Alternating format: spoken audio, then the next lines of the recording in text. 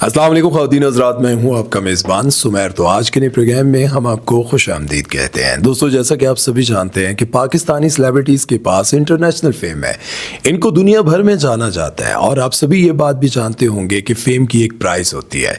जितने भी स्टार्स होते हैं, इनकी पर्सनल और प्रोफेशनल लाइफ पर लोगों की गहरी नज़र होती है और ये हर वक्त किसी न किसी कंट्रोवर्सी का शिकार रहते हैं। इनमें से बहुत सारे लोगों को खबरों की जीनत बनकर अच्छा लगता है, लेकिन बहुत सारों की जिंदगियों में बहुत ज्यादा मसाइल भी आते हैं। आज की इस वीडियो में मैं आपको पाकिस्तानी कुछ ऐसी सेलिब्रिटीज के बारे में बताऊंगा जो 2025 में बहुत बड़ी बड़ी कंट्रोवर्सीज का शिकार है। वीडियो शुरू करते हैं, लेकिन उससे पहले आपको बताते चले कि आज हम जहां बैठे हुए हैं ये कोई आम जगह नहीं, बल्कि पाकिस्तान के खूबसूरत शहर इस्लामाबाद में टॉप सिटी में बनने वाले बनू हफीज लग्जरी अपार्टमेंट के एक मॉडल हाउस में हम बैठे हुए हैं, जिसका विजिट आपको करवाएंगे तो आपका दिल खुश हो जाएगा। अगर आपको भी ये अपार्टमेंट पसंद आते हैं तो बुकिंग सिर्फ 15% से और 43,680 रुपए महाना देकर आप भी इस तरह का अपार्टमेंट बुक करवा सकते हैं। नीचे दिए गए नंबर्स पर राब्ता करें और आज ही अपने ख्वाबों को सच करें। दोस्तों, सबसे पहले हम बात करेंगे अतीका ऑडो की। अतीका ऑडो ने अपने 30-35 साल कैरियर में शायद इतना फेम हासिल ना किया हो जितना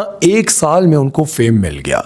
वैसे तो इन्होंने पीटीवी के दौर से लेकर अब तक बहुत सारे रोबदार किरदारों में अपनी एक्टिंग के जौहर दिखाए, लेकिन जब ये प्रोग्राम क्या ड्रामा है कि जज बनी और वहां पर इन्होंने बहुत ही बोल्ड किस्म के स्टेटमेंट देना शुरू किए तो इनको बहुत ज्यादा बैकलैश आया। लेकिन इन्होंने कोई परवाह नहीं की, बल्कि इनको यह लगा कि ये 2025 का मेरा वो साल है जिसमें मुझे जिंदगी भर की मेहनत का सिला मिल रहा है। कभी इन्होंने लड़कियों की अरेंज मैरिज और अरेंज मैरिज के बाद सुहाग रात के बारे में बात की, कभी इन्होंने अली रजा जैसे बड़े एक्टर के सीने के बालों के बारे में बात की, और कभी इन्होंने ये कहा कि दानिश तैमूर की मैं मां नहीं बल्कि हीरोइन बनना चाहती हूँ। और उसके साथ साथ उन्होंने ये भी कह दिया कि क्या ड्रामा है का शो करते करते मेरी शादीशुदा जिंदगी खतरे में पड़ गई। मेरा शौहर मुझे ताने देने लग गया कि तुम अगर इसी को इतना टाइम देती हो तो मेरी तुम्हें क्या जरूरत है। किसी भी बात की परवाह किए बगैर अपने बोल्ड स्टेटमेंट देती रही और लोगों की तनकीद का सामना करती रही। अब हम बात करेंगे पाकिस्तान की उस सेलिब्रिटी के बारे में जिनको ना सिर्फ टीवी पर बल्कि सोशल मीडिया पर भी बहुत ज्यादा पसंद किया जाता है। जी, मैं बात कर रहा हूं हानिया आमिर के बारे में। तो जैसा कि आप सभी जानते हैं कि हानिया आमिर की फैन फॉलोइंग इंस्टा पर, टिकटॉक पर, हर जगह पर बेशुमार है। लेकिन 2025 में उनको भी बहुत ज्यादा कामयाबियों के साथ साथ तनकीद का निशाना बनाया गया। कभी इनको भारतीय फिल्म में काम करने की वजह से हेट मिला और कभी पाकिस्तान और इंडिया की जंग के दौरान भारतीयों के साथ दोस्तियां बढ़ाने की वजह से, और कभी आसिम अजहर से मंगनी टूट जाने के बाद भी अफेयर चलाने पर, कभी बोल्ड लिबास पहनने पर, और कभी सर्जरीज करवाने पर, और कभी फिलर्स करवाने पर। हर बार उनको कंट्रोवर्सी का निशाना बनाया गया। लेकिन यही साल यानी कि 2025 उनके कैरियर का सबसे अच्छा साल साबित हुआ, क्योंकि उनकी फिल्म सरदार जी 3 पूरी दुनिया में देखी गई और बहुत पसंद भी की गई। अब हम बात करेंगे पाकिस्तान के उस कंटेंट क्रिएटर के बारे में जिसने बहुत जल्दी अपने आप को पूरे पाकिस्तान में मनवाया। पाकिस्तान के सबसे बड़े यूट्यूबर है, मैं बात कर रहा हूं रजब भट्ट के बारे में। रजब भट्ट ने जिस तेजी से शोहरत पाई उनकी जिंदगी में उससे कई गुना ज्यादा तेजी से कंट्रोवर्सीज भी आई, और ऐसी कंट्रोवर्सीज आई जिसकी वजह से उनका जीना मुहाल हो गया। कभी उन पर गुस्ताखी का इल्जाम लगता रहा, कभी अपनी बीवी को चीट करने का वो इल्जाम नहीं था, वैसे सच था। जुए की ऐप को प्रमोट करने की वजह से भी उन पर बहुत ज्यादा केसेस बने और आखिरकार उनको मुल्क छोड़कर जाना पड़ा। लेकिन उसके साथ साथ उनकी वो शादी जिसने उनको बहुत ज्यादा फेम दिया, जो ना सिर्फ पाकिस्तान में बल्कि भारत में भी बहुत ज्यादा वायरल हुई। पूरी दुनिया में देखा गया कि रजब भट्ट की शादी क्या जबरदस्त शादी थी, लेकिन उस शादी से लेकर अब तक उनकी जिंदगी में चैन नहीं आया। वो कहते हैं कि शायद मुझे नजर लग गई है। आपको क्या लगता है, रजब भट्ट को नजर लगी या फिर उनकी अपनी हरकतों की वजह से वो इन मुश्किलात का शिकार हुए? अब हम बात करेंगे पाकिस्तान के एक और बहुत बड़े यूट्यूबर डक्की भाई के बारे में। इन्होंने भी अपनी जिंदगी बहुत अच्छी गुजारी होगी, लेकिन 2025 जैसा साल इनकी जिंदगी में कभी नहीं आया होगा। इसी साल में इन्होंने अपने फैंस को दिखाया कि उन्होंने 10 करोड़ रुपए का घर खरीदा, लेकिन इसी साल में उन्होंने 100 दिन जेल में भी गुजारे। और इसी साल इनके इस मासूम और खूबसूरत चेहरे पर बहुत जोरदार थप्पड़ भी मारे गए। उन्होंने रो रो कर दुनिया को बताया। इसी साल जुए की ऐप की वजह से वो खबरों की जीनत बने। हर तरफ यही चर्चे थे कि लोगों के मासूम बच्चों को खराब करने वाला डक्की भाई जेल की सलाखों के पीछे है। लेकिन जब डकी भाई वापस आए तो पता ये चला कि ये 2025 उनकी जिंदगी का सबसे बुरा साल साबित हुआ, क्योंकि इसी साल में उनसे एनसीसीआईए के एहलकारों ने 9 करोड़ 10 लाख रुपए हड़प किए और उसके साथ साथ 90 लाख रुपए की रिश्वत भी ली और उसके साथ साथ इनको बहुत ज्यादा मारा पीटा भी गया। लेकिन जैसे ही वो वापस आए तो एक बार फिर से उनके कैरियर का वो बूस्ट मिला जो शायद उनको पहले कभी नहीं मिला था। आते ही 50 मिनट का वीडियो बनाया और 15 मिलियन व्यूज हासिल कर लिए। तो यूं एक और बहुत बड़ी सेलिब्रिटी ने कंट्रोवर्सी के साथ साथ कामयाबियां भी समेटी 2025 में। अब हम बात करेंगे पाकिस्तान की उस सेलिब्रिटी के बारे में जिन्होंने अपने कैरियर का आगाज किया और खूब शोहरत समेटी और उसके बाद वो पाकिस्तान से बाहर गए, वहां भी उनको बहुत शोहरत मिली। मैं बात कर रहा हूं फवाद खान की। फवाद खान ने अपने कैरियर में बहुत सारे सुपरहिट ड्रामों में काम किया और उसके बाद वो भारत चले गए। भारत जाने के बाद उन्होंने बहुत सारी सुपरहिट फिल्मों में काम किया और वापस पाकिस्तान आ गए।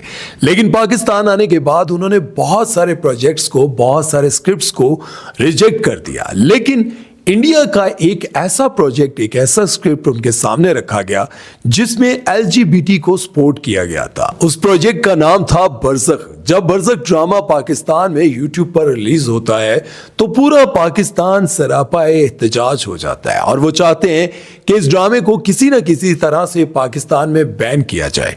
अब फवाद खान जो सारे ही प्रोजेक्ट्स को रिजेक्ट कर चुके थे, वो ये समझ रहे थे कि ये प्रोजेक्ट मेरी जिंदगी का बहुत अहम प्रोजेक्ट है, लेकिन उस प्रोजेक्ट को पाकिस्तानियों ने पूरी तरह से रिजेक्ट किया और फवाद खान को बहुत बुरा भला भी कहा। लेकिन उसके साथ साथ 2025 में जब पाकिस्तान और इंडिया की जंग चल रही थी और उसी दौरान लोग उम्मीद रख रहे थे कि फवाद खान कुछ ना कुछ भारत के बारे में बोलेंगे, लेकिन फवाद खान खामोश रहे और इसी खामोशी ने लोगों के दिलों में उनके लिए नफरत पैदा कर दी और आखिरकार पाकिस्तान आइडल में उनको जज के तौर पर बिठाया गया। तो लोगों को यह भी बहुत बुरा लगा कि इनका म्यूजिक से क्या ताल्लुक है, लेकिन लोग ये बात नहीं जानते कि फवाद खान ने अपने कैरियर का आगाज एज अ सिंगर किया था। और आखिर में हम बात करेंगे रूबी अनम के बारे में, जिन्होंने स्टेज पर न जाने कितने लोगों को हंसाया, बहुत सारी पाकिस्तानी इंडियन फिल्मों में काम किया और बहुत शोहरत समेटी। लेकिन आखिरकार 2025 में उन्होंने सभी सुमेर यानी कि हमारे साथ बैठकर एक पॉडकास्ट किया और उस पॉडकास्ट में उन्होंने बुशरा अंसारी जी के बारे में कुछ ऐसी बातें कर दी, उन बातों को सुनकर ना सिर्फ यूट्यूबर, इन्फ्लुएंसर, डिजिटल मीडिया के लोग, मेन स्ट्रीम मीडिया के लोगों ने और उसके साथ एक्टर्स ने भी इस कंट्रोवर्सी पर बात की। और रूबी अनम अपने इस बयान के बाद 2025 की सबसे बड़ी कंट्रोवर्सी का शिकार बनी। क्या आपने भी वो पॉडकास्ट देखा था? तो हमें जरूर बताइएगा। यहां पर मैं ये बात जरूर कहना चाहूंगा कि आप में से बहुत सारे लोग ये समझते होंगे कि ये एक्टर, यूट्यूबर्स, टिकटॉकर चमकती धमकती दुनिया में रहते हैं, इनके पास पैसा खूब आता है, शोहरत बहुत होती है, गाड़ियां बहुत अच्छी होती हैं, इनका लाइफस्टाइल बहुत मजे का होता है। लेकिन शायद आप ये नहीं जानते कि ये शोहरत अपने साथ दुश्मन लेकर आती है, ये पैसा अपने साथ दुश्मन लेकर आता है। आप एक आम से आदमी को देखें, उसके पास बहुत अच्छी गाड़ी होगी, बहुत अच्छा घर होगा, लेकिन उस पर किसी की नजर नहीं होगी। लेकिन जो फेम पाता है, शोहरत पाता है और शोहरत के साथ साथ उनकी जिंदगी बदलती है, तो फिर उसके बहुत सारे दुश्मन भी बन जाते हैं।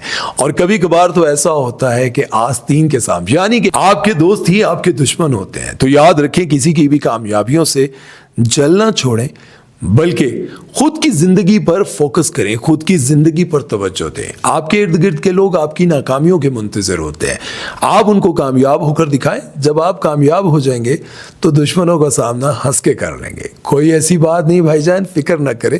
और कोई बात नहीं भाईजान, अच्छा जी, चले आज के दिन में हम एंड भी इसी तरह करते हैं, कट नहीं करेंगे, क्योंकि मेरे स्टूडियो में इस वक्त बहुत सारे लोग बैठे हुए हैं और आज हम एक बड़ी ज़बरदस्त जगह पर मौजूद हैं और बहुत बिजी डे था। आपको टूर भी करवाएंगे और अगर आप इस जैसे खूबसूरत फ्लैट को बुक करवाना चाहते हैं तो मैं ये समझता हूँ कि आप इस मौके को हाथ से ना जाने दें। फ़ौरन से पहले नीचे दिए गए नंबर्स पर राब्ता करें और अपनी ज़िंदगी को बदल दें। और हमेशा की तरह कहूँगा, अपनी ज़िंदगी का टारगेट रख के जिए। कभी इधर उधर की बातों पर फोकस ना करें कि कोई तुम्हारे बारे में क्या कह रहा है।